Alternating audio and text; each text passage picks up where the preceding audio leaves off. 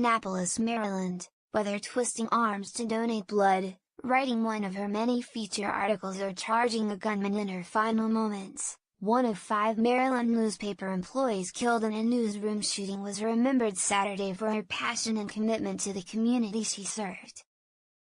Family, friends and colleagues of Wendy Winters filled the Maryland Hall for Creative Arts in Annapolis to recount the numerous ways she joyfully engaged with the community, stories that brought tears, laughter and applause. She was everywhere, but always there for you, and I know this, the world was a lot better when she was here, said the Reverend John Crestwell Jr., Associate Minister at the Unitarian Universalist Church of Annapolis. This is a massive loss. The memorial was held on the same day that the Capital newspaper reported that Winters confronted the man who shot his way into the newsroom. She had taken active shooter training at her church weeks before the June 28 attack. Janelle Cooley, a survivor of the shooting, told the newspaper Winters charged forward with a trash can and recycling bin. Phoenix Geimer, Winters' son, told hundreds in the audience of how his mother slowed the gunman by charging him, giving police time to arrive and doubtlessly saving lives.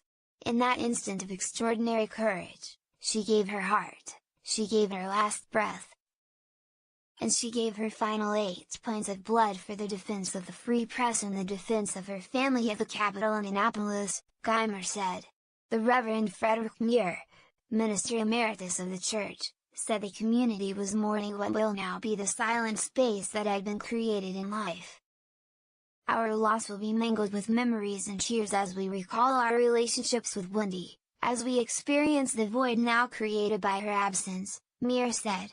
Steve Gunn, a former editor of the Capital newspaper, recalled the gangly, kind of quirky person who had come to tell him how to run the paper when he first arrived. He said she emphasized the importance of him getting out into the community and meeting people, prompting applause from the audience gathered to remember her. While she didn't have formal training in journalism training, he described her as possibly the best hire ever made by a newspaper.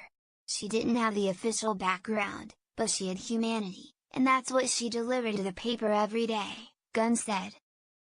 Yumi Hogan, the First Lady of Maryland, described meeting Winters in the summer of 2016, when she had come to the governor's mansion to write one of her Home of the Week articles for the paper.